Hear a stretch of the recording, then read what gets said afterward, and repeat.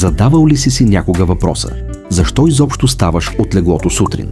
Не за работа, не за сметки, не защото трябва, а истинския въпрос: какъв е твоят смисъл? В Япония има дума за това. Наричат я икигай, твоята причина да живееш. За някои тя е семейството, за други – творчеството, за трети стремежат да променят света.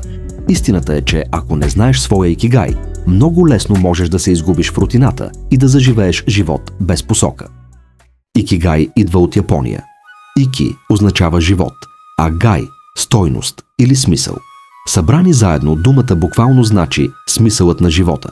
Но японците не го виждат като абстрактна философия. За тях икигай е практично. Това е причината, поради която ставаш сутрин. Онази искра, която те кара да чувстваш, че животът ти има значение. Представи си 4 кръга, които се пресичат. В първия е това, което обичаш. Във втория – това, в което си добър. В третия – това, от което светът има нужда. А в четвъртия – това, за което можеш да получаваш пари. Там е балансът между страст, мисия, професия и призвание. Точно в пресечната точка на тези 4 кръга е твоят икигай.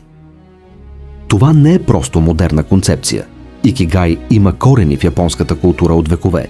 Вярва се, че всеки човек има своя вътрешна причина да става от леглото сутрин. Било то семейството, работата, хобито или мечтата му. Най-известното място, където икигай е жив в ежедневието, е остров Окинава, регион в Япония, където хората живеят по-дълго от почти всяка друга точка на света. Когато ги питат каква е тяхната тайна за дълголетие, отговорът често е прост. Защото имаме икигай. Икигай не е непременно голяма цел, като да промениш света. Понякога това е нещо малко, но важно, като да се грижиш за градината си, да вдъхновяваш учениците си, да рисуваш или да готвиш за семейството си. Това е онази вътрешна сила, която прави живота смислен и ни дава енергия да продължаваме напред, дори в трудни моменти. На остров Окинава живял човек на име Шигеро. Той бил дърводелец и дори след като навършил 89 години, продължавал всеки ден да влиза в малката си работилница.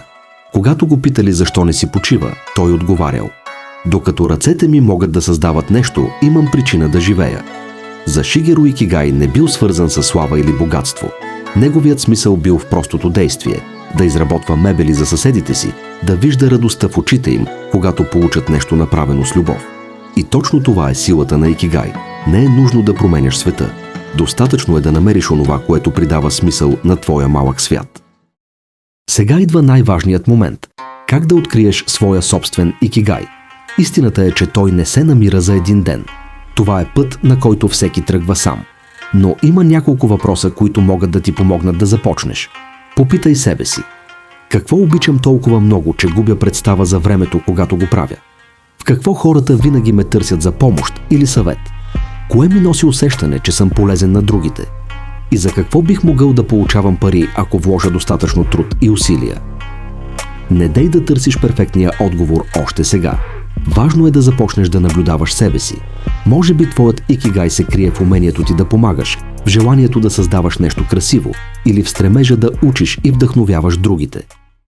Може би се питаш: добре, но защо изобщо ми е нужен икигай? Истината е проста. Защото живот без смисъл бързо се превръща в живот на автоматичен режим. Когато имаш икигай, ти имаш посока. Знаеш защо си тук и за какво се бориш. Това ти дава мотивация да продължаваш дори когато е трудно. Икигай те предпазва от празнотата. Той ти помага да виждаш стойност в малките неща, усмивката на близък човек, радостта от добре свършена работа, удовлетворението, че си полезен. А най-голямата му сила е, че носи баланс.